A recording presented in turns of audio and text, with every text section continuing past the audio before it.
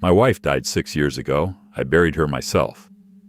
Last month, the cemetery called to tell me they had no record of her grave. Yesterday, the headstone disappeared, but her wedding ring is still sitting on my kitchen table. And every morning, it's in a different place. The call came on a Thursday.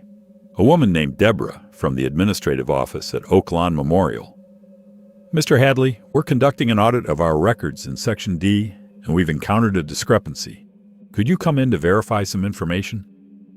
I went the next morning. Deborah had a file on her desk, thin, too thin. She opened it and turned it toward me.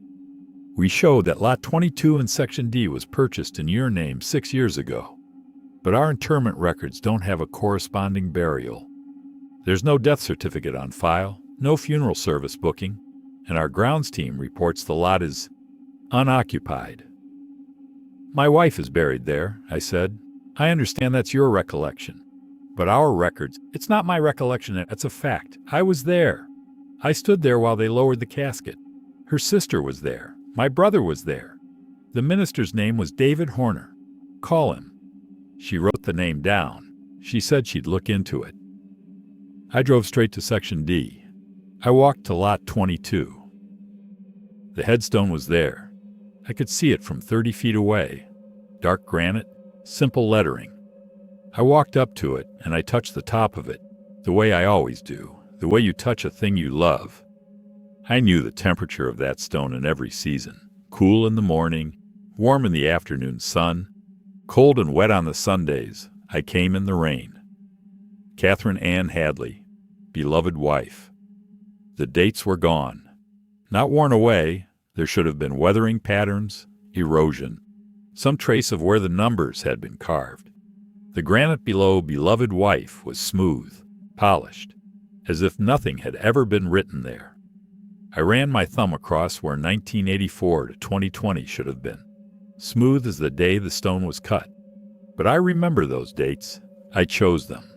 I watched the engraver carve them.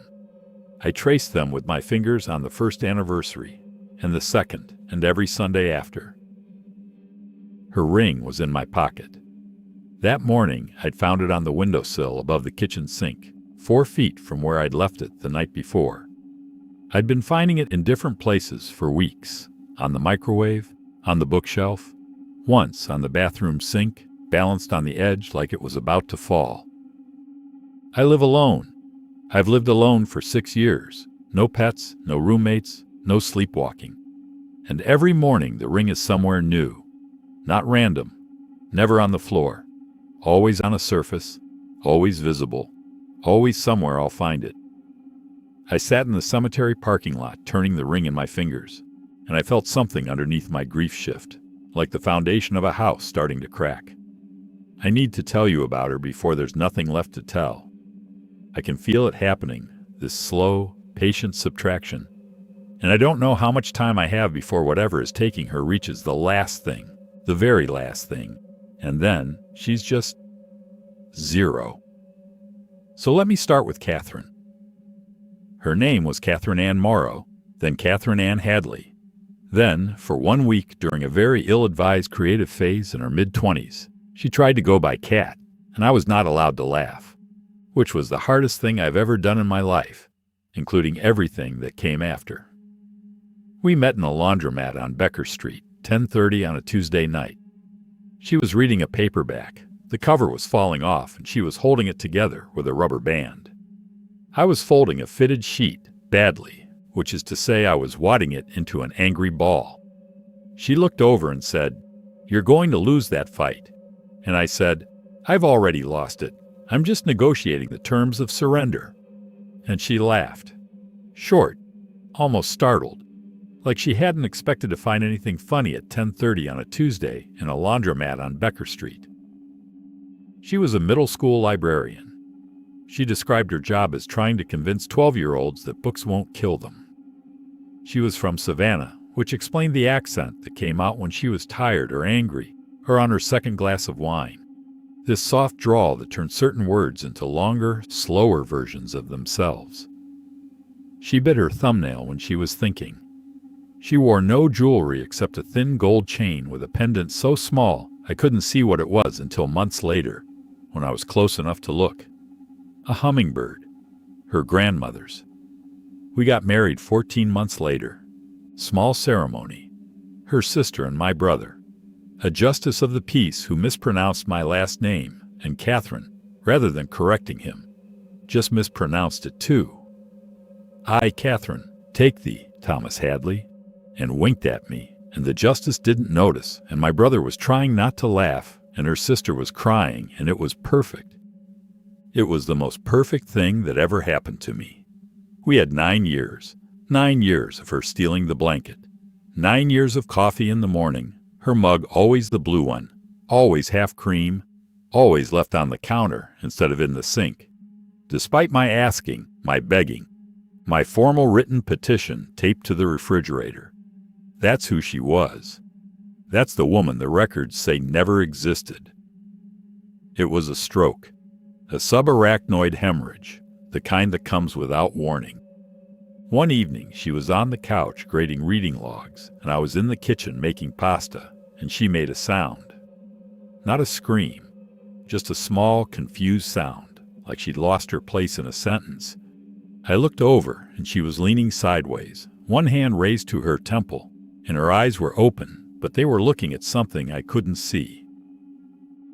I called 911. The ambulance came in 7 minutes. I rode in the back and held her hand, and she wasn't conscious, but I held it anyway because I didn't know what else to do with mine. She was in surgery for 4 hours. The surgeon came out, and I knew from his face before he said anything. There's a specific expression that doctors learn, or maybe it just grows on them through repetition, a way of arranging their features that communicates bad news before a single word is spoken. She never woke up. Life support for 2 days while her sister flew in from Atlanta. Then the conversation, the decision, the forms. I signed them, and my hand was steady, and I hated that my hand was steady. The funeral was on a Saturday. She was loved, Catherine. The school sent a contingent, teachers, the principal, a group of students who'd made a card covered in notes from kids she'd helped find books. One of them wrote, "Mrs. Hadley helped me find a book about space, and now I want to be an astronaut." She would have loved that. She would have put it on the fridge. I buried her at Oaklawn Memorial, Section D, Lot 22. I chose the headstone myself, dark granite, simple lettering. I argued with the engraver about the word beloved, because he said most people chose loving, and I said I didn't want to describe what she did. I wanted to describe what she was. After the burial, I went home and looked at her blue mug on the counter. Not in the sink, on the counter, where she always left it. There was still a faint lipstick mark on the rim, the barest ghost of a color she used to wear. I didn't wash it. I haven't washed it in 6 years because that mark is proof. Proof that a mouth was there, that she existed in the specific, physical, undeniable way that leaves lipstick on ceramic. I thought the headstone and the mug and the ring were permanent things. I thought some things were too solid to disappear. I was wrong about that. 2 days after my visit to Deborah's office, she called back. "Mr. Hadley, our grounds team inspected the lot. They report no headstone present at that location." I drove back. I walked to lot 22, flat grass, smooth earth, nothing. I stood where the stone had been 48 hours earlier, the stone I had touched, the stone that still said her name even if it had forgotten her dates, and I pressed my shoe into the ground and felt no resistance, no edge, no buried foundation, just soil and grass and the complete, polished absence of proof. I could still feel the granite under my palm. My hand remembered the texture, the temperature, the carved edges of the letters. The ground didn't. That evening, the ring was on the front porch, on the welcome mat, outside. I picked it up. It was cold from the air. There's an inscription on the inside of the band. I pressed my thumb against it the way I do, feeling the tiny engraved letters through my skin. Still there, still whole. I put it back on the kitchen table. Then I started making calls. I called Mercy General, where Catherine had been treated, where the surgeon had come out with that face. I asked for her medical records. Catherine Ann Hadley, admitted September 2020. Subarachnoid hemorrhage, emergency craniotomy. Nothing. No admission, no surgical record, no emergency intake. Nothing under her name, her date of birth, her social security number. They had my records, a physical I'd had done there years before, but nothing for her. I remember the surgeon's face. Mercy General doesn't. I called the county clerk. No death certificate for Catherine Ann Hadley. No marriage license for Thomas Hadley and Catherine Morrow, 2011. No record of the marriage. I went to the courthouse. The clerk checked the physical archives. She found the book, the page, the date. The entry above ours was there. The entry below ours was there. Ours was blank. A gap in the ledger. 2 lines of nothing where our name should have been. I remember the clerk who filed that license, the way she smiled and said congratulations. The courthouse doesn't. I contacted Whitfield Middle School, where Catherine had worked. They checked their employment records. No Catherine Hadley, no Catherine Morrow, no librarian matching her description. The previous librarian, a man named Gerald Fisk who I'd never heard of, had apparently served in the role for 15 consecutive years. I sat in my car in the school parking lot and said her name out loud. Catherine. Catherine Ann Hadley. I said it like a spell. Like if I said it with enough conviction, the world would remember. The world did not remember. But I did. Every detail, every morning, every year. The world was wrong, and I was alone in being right. That should have been the worst of it. The institutions, the records, the systems, those are just paper and databases. Cold things. What happened next was worse. I went home and started checking the evidence inside my own walls. The things I thought were safe because they were mine. Our wedding photo hung in the hallway. Catherine and me on the courthouse steps. Her in a cream dress, me in a suit that didn't fit right. Both of us grinning. I'd walked past it every day for years. I looked at it now. Me on the courthouse steps, alone. My arm raised slightly, as if resting on someone's shoulder. But there was no shoulder, no cream dress, no brown hair catching the October light. Just me, standing alone in an ill-fitting suit, smiling at nothing. I pulled out the photo albums. Our trip to the coast, 2 summers before she died. The photos were there, the cabin, the beach, the sunset from the deck, and me, in every one, alone.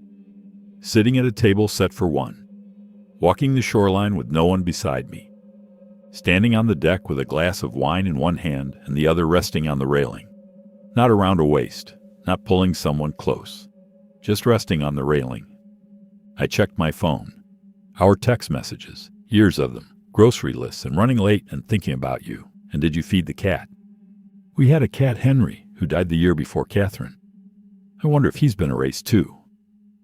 The texts were gone. Her contact was still there, Catherine with a red heart emoji. But the conversation was empty. No history. Just a blank screen with a cursor blinking at the bottom, waiting for words that would never arrive. And then I checked her voicemail. I'd saved one from a day she'd called while I was in a meeting. It was nothing. Hey, it's me. Just calling to see if you want Thai or Italian tonight. Let me know. Love you, bye. But I'd kept it because of the way she said love you. Fast and casual, like it was a reflex. Like it was as natural as breathing, as automatic as a heartbeat. I'd listened to it hundreds of times in 6 years. Some mornings it was the only thing that made the house feel less empty. Her voice, coming through the phone, still warm, still asking me about dinner as if she'd be home in an hour. I pressed play. Silence. 4 seconds of silence, then a beep. The voicemail existed. It had a timestamp. It occupied space in my phone's storage. But the sound was gone. Her voice, stripped out. A container with nothing inside it. I stood in my kitchen at midnight, holding my phone to my ear, listening to where her voice used to be. And I felt something I don't have a word for. This was the feeling of grief losing its object. Like reaching for something in the dark and finding that the shelf it was on is gone, and the wall the shelf was mounted on is gone, And the room the wall belonged to is gone. And you're just reaching into nothing. I could still hear her voice in my memory. Love you, bye. But my memory was the only place it lived now. I called my brother Michael. Michael had been at the funeral. He'd given a reading, Ecclesiastes, Catherine's request. He'd driven me home afterward because I couldn't drive, because my hands wouldn't stop shaking, because the road kept blurring. Mike, I said, I need to ask you something about Catherine. Who? I sat down on the edge of my bed. Slowly, the way you sit when you're not sure the surface will hold. Catherine, my wife, your sister-in-law. A pause. Tom, you've never been married. Mike, you were at our wedding. You and her sister, Diane, at the courthouse. The justice mispronounced my name, and you... Tom, I don't know what you're talking about. I don't know a Catherine, and I don't know a Diane. I called Diane next, Catherine's sister. The number went to a disconnected line. I searched for her online. Diane Morrow, Atlanta, Georgia. Nothing. No social media, no public records. Not just absent, non-existent. Erased too. Collateral damage. Subtracted along with her sister because whatever equation was being solved wouldn't balance if she remained.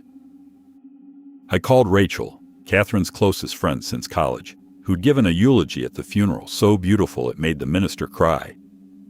Rachel, it's Tom Hadley, Catherine's husband. I'm sorry, who? Catherine Morrow. You were roommates at UGA. You gave a speech at her funeral. The longest silence yet. Then, I went to UGA. I don't remember a roommate named Catherine. I hung up. Every person I called made me more alone. They didn't remember. I remembered everything. The world was subtracting Catherine one person at a time, and I was standing in the middle of the deletion, watching it happen, unable to stop it, unable to prove it, unable to even explain it without sounding like the kind of person who needs to be put somewhere safe. I went to the kitchen. The blue mug was on the counter. I reached for it the way I always reach for it, not to use it, just to touch it, to confirm it's still there, still holding that faint lipstick mark on the rim. I looked closer. The lipstick mark was gone. The mug was clean. Not washed. I hadn't washed it, but clean, as if it had never been used. A blue mug sitting on a counter, meaning nothing, belonging to no one. I held it for a long time anyway, because I remembered the mouth that used to drink from it, half cream, every morning, for 9 years. I went to see a neurologist. I wanted to be honest with myself, to rule out the possibility that I was the thing that was broken. Dr. Reeves was thorough.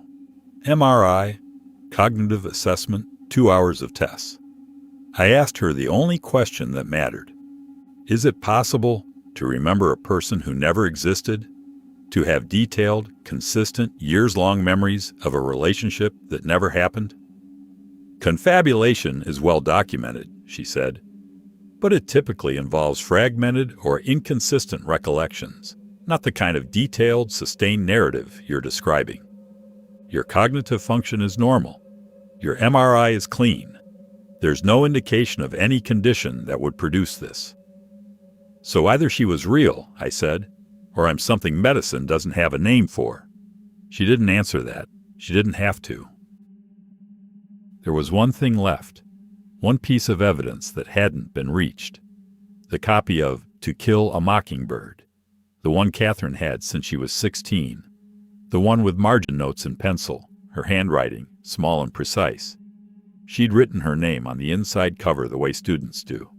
Catherine Morrow, 10th grade, Mrs. Henley's English, period 4. I'd put it on the top shelf of the bedroom closet after she died, beside a box of things I couldn't look at but couldn't discard. I climbed up on a chair. I took it down. I opened it to the inside cover. Her name, still there. Catherine Morrow, 10th grade, Mrs. Henley's English, period 4. Written in pencil, faded by years but legible, in handwriting I would recognize anywhere, the way she made her capital C with a little flourish at the tail, like a wave curling. I turned to the first chapter. Her notes were in the margins. Little things. Scout reminds me of Diane. An underlined passage about courage. A question mark beside a word she didn't know at 16. These weren't literary observations. They were the footprints of a girl sitting in a classroom, reading a book, being alive. I closed the book. I held it against my chest the way you hold something you're afraid will be taken. I set it beside the wedding ring, which, that morning, I'd found balanced on the edge of the bathtub, as if someone had set it there while drawing a bath that never ran. I pressed my thumb against the inscription inside the band. Still there, still whole. I could feel every letter through my skin. And after, the ring and the book, the last two artifacts, the last evidence that Catherine Ann Hadley existed. I photographed every page with handwriting on it. I emailed the images to myself, to a backup address, to Michael. I wrote a document, names, dates, places, everything I could remember, and saved it in 3 locations, printed 2 copies, mailed one to myself. Redundancy, defense and depth. The strategy of a man building sandbags against a tide that doesn't care about sandbags. The next morning, I checked the book. The inside cover still said Catherine Morrow, 10th grade, Mrs. Henley's English, period 4. I ran my finger over the letters, graphite pressed into paper by a hand that was real, that existed, that held a pencil and was connected to a girl who would one day stand in a laundromat and tell a stranger he was losing a fight with a fitted sheet. I turned to the margins. The notes were sparser than the day before. The first 3 chapters still had her handwriting. The rest were clean. No underlines, no question marks. No Scout reminds me of Diane. That note, which I had read yesterday, which I had photographed, which mentioned Diane and Diane was proof that Catherine had a sister and a family and a life before me, was gone. I checked the photos on my phone. The images were there, but the margin notes in the photographs were fading too. Lighter, less distinct, as if the photographs were not records of the book, but mirrors of it, reflecting whatever the book decided to show. The next day, the inside cover was different. Catherine Morrow was still there, but 10th grade Mrs. Henley's English, period 4 was gone, just the name, floating alone on a blank page. The day after that, the first name was gone, just Morrow, a surname with no one attached to it, a word losing its meaning. The ring moved again that morning. I'd left it on the kitchen table, right in the center. I found it on the front porch, on the welcome mat, outside. I picked it up, cold from the night air. I turned it in my fingers and pressed my thumb against the inscription. The gesture that had become my ritual, my daily proof. The way I took her pulse, even after she was gone. When we'd bought the rings, Catherine had asked the jeweler to engrave them. Mine said always, hers said, and after. I held the ring under the porch light and read the inscription. And the rest was smooth metal. Not scratched out, not worn away. Smooth. As if the engraver's tool had simply stopped, mid-word, and moved on. I put the ring in my pocket. I've been carrying it there ever since. I don't leave it on tables anymore. I don't leave it anywhere. It stays with me, in my pocket during the day, under my pillow at night. I'm afraid that if I set it down, if I stop touching it, it'll finish disappearing. I checked the book one more time, opened it to the inside cover, blank, every page, every margin, every space where her handwriting had been, all blank. Just a paperback copy of To Kill a Mockingbird with a rubber band holding the cover together. A book that belonged to no one, that had never been written in. I sit in my kitchen now. It's late. The blue mug is on the counter, and it means nothing. It's just a mug, nobody's mug. And the counter is clean, and the house is quiet. With a quietness that has always been here, that has always been the sound of one person living alone. And I try to reject that. I try to push back against it. But the silence is patient, and it makes a compelling argument. I reach into my pocket. The ring is there. I take it out. I hold it under the kitchen light. The inscription is shorter. An AI closed my hand around it. Let me tell you what I remember. Let me say it out loud, one more time, to whatever is listening. To you, to the walls, to the dark, to the thing that is slowly, methodically, mercifully, or mercilessly unmaking her. I remember the laundromat, the rubber band on the paperback, the way she laughed, short, startled, like laughter was a bird that had flown in through an open window. I remember the cream dress on the courthouse steps, the mispronounced name, the wink. I remember 9 years of the blue mug on the counter, 9 years of stolen blankets, 9 years of falling asleep beside someone and waking up beside them, and never once, not once, taking for granted the miracle of that. I remember the hospital, the 7-minute ambulance ride that lasted a lifetime, the surgeon's face, the forms I signed with a steady hand. I remember her voice on the voicemail. Love you, bye. Fast and casual, a reflex, a heartbeat. I remember all of it. I remember it with a clarity and a detail and a weight that no delusion could carry, that no broken brain could sustain, that no amount of loneliness could manufacture.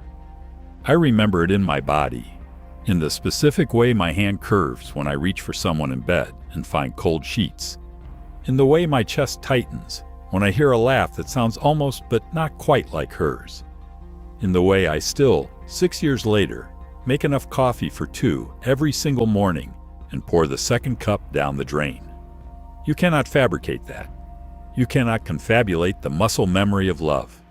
You can erase the records and the headstones and the photographs.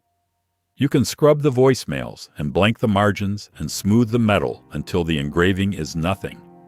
You can make every institution and every person and every piece of paper in the world agree that she was never here. But you can't reach into my body and remove the shape she left. I open my hand, I look at the ring, and just the first word now. 3 letters.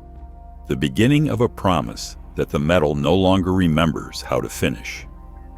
Tomorrow morning it will say less, or nothing.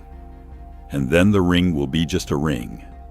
A plain white gold band in a man's pocket, unexplained, unattached, carrying no message from anyone to anyone.